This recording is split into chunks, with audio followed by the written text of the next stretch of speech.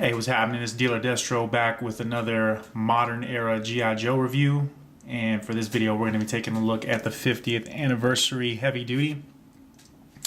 So we will just get right in here.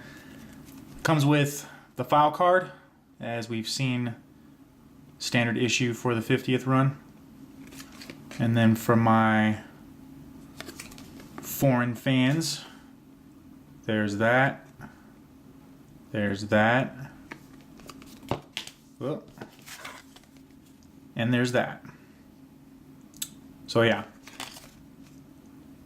A little bit of international love there. So in all fairness, actually we'll set these here to the side. All in all, there's nothing really new here. He comes with stuff we've seen before. He comes with the heavy caliber sidearm with the removable clip. And I mean, you know, we've seen this with almost every iteration of a big figure. Yeah, I just did that. Clip is removable. So you can see that there. Nice attention to detail on that. This gun here is actually one of my favorite accessories when they include it. There's a couple where I've gone in with like a gun metal here and to kind of help bring out some of this line work, because there's a lot of love that went into this mold here, and just the black doesn't do it enough justice. But again, at this scale, what are you gonna do? What can you expect? So yeah, so there's that. Excuse me. So he comes with the 50 cal that we've seen time and time again with Roadblock. Again, nothing new here. Just single piece, nothing removable, all black, and then you can feed your bullets right on through. Maybe, I think, probably. Yeah, there it goes. So yeah, so standard issue, pretty much. Comes with the stands that we've been accustomed to. Flat finish on the G.I. Joe logo, and I'm okay with that. So getting into him, he does have a new head sculpt. Yeesh. I think it has something to do with that desert backdrop. All right, so new head sculpt, which you can kind of see. You can kind of see that they gave him this 5 o'clock shadow, but when you do a side by side of him on the card art versus the figure, I'm gonna say he's like 3 or 4 shades too dark on the skin tone, because you don't even see, like right here you can see he's got like a beard, kind of, but on the figure I think it gets lost, because I really think they went too dark with this guy. I mean, I really do. I think he could have been a few shades lighter, like he is on the card art, and that would have worked better, I think. And then I got crazy paint apps going on here. This is kind of like what I would expect from the 50th run, as far as like attention to detail. And he kind of looks like he's got the 1,000-yard stare. I don't know. Something about this figure just looks off to me, and I think it's not the fact that he has paint bleed over on his do-rag or whatever this is supposed to be here, but it's, I don't know, like there's no personality. Like I look at this, I'm like, yeah, Roblox's cousin, and then I look at this and I'm like, dude looks like he might have to talk to the, you know, like he needs a couch session or something. Like he's seen one too many combat missions. Or I don't know, could just be me. You know, if you like the figure, cool. You know, outside of the new head sculpt, there's some nice tattoo work going on there. See how close we can get in on that. And that's done pretty good. And you know, you got some weird bleed over here from the sleeve. I don't know what it is with the hit or miss paint work on the 50th run. I mean, the last few we've taken a look at have been pretty decent, but it seems like this guy here has, you know, he suffers from some obvious QC issues. And again, you know, I hope that shows good through on the video, but again, they tried to give him that 5 o'clock shadow or whatever, but again, 3 or 4 shades too dark, in my opinion.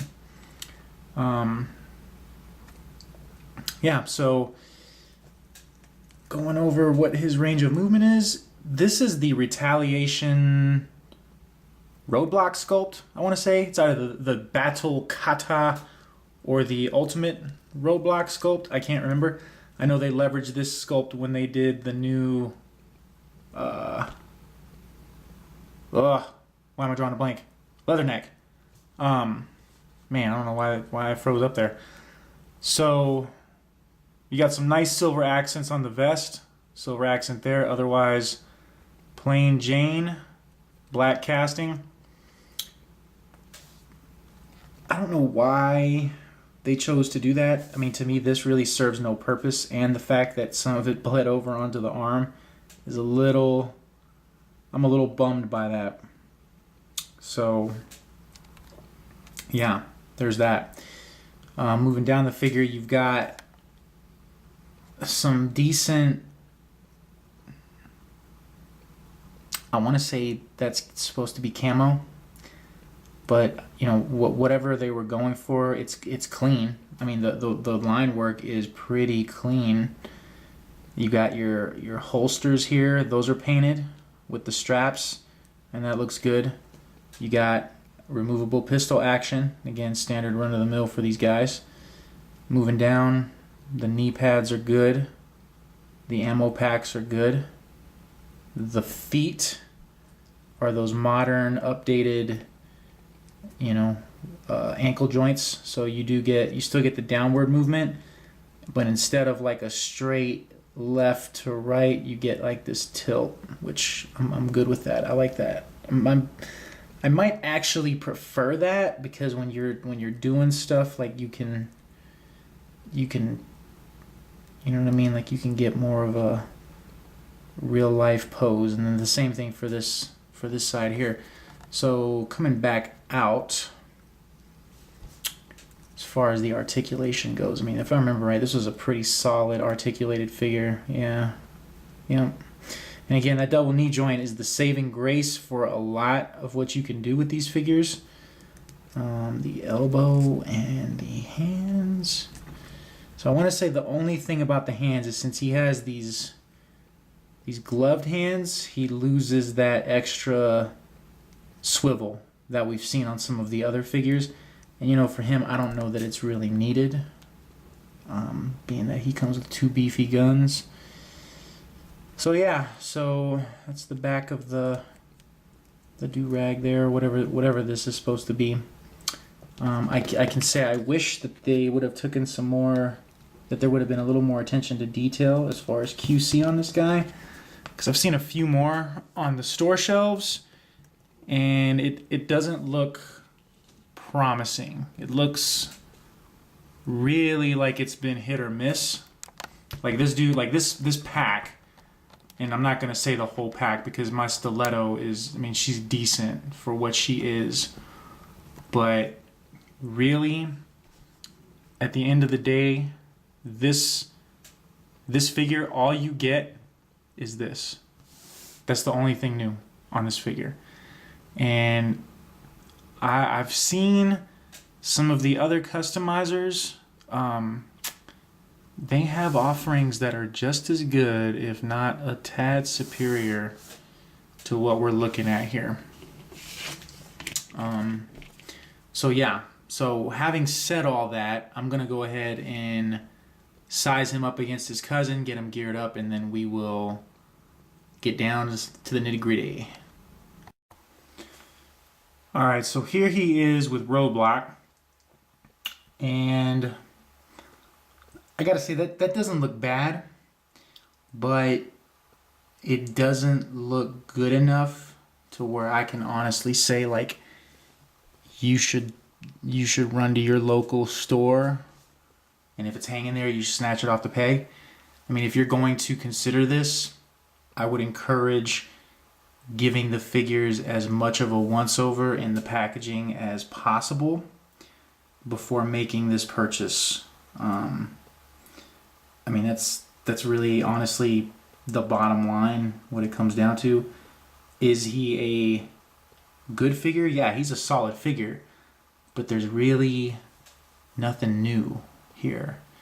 And I get it. I mean, you know, we're in the day and age where you got to repurpose every piece, etc., to justify popping out a new a mold, whatever. And I don't know what, I do know what changed, but you know, we came from a time where we were kind of spoiled, right? Like, characters would get their own mold. Like, Baroness had her own mold. Sludge Viper had his own mold. Heat Viper had his own mold. Iron Grenadier had his own mold.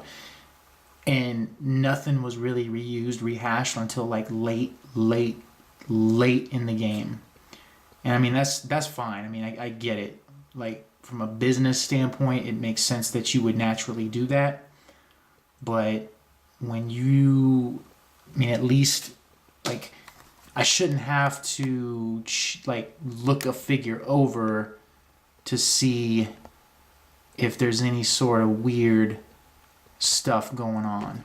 Like this, for example. Like, that shouldn't, and I don't know, we can sit here and debate this all day, right? Like, it's not like when you buy a third-party $200 figure in the Transformers genre, right?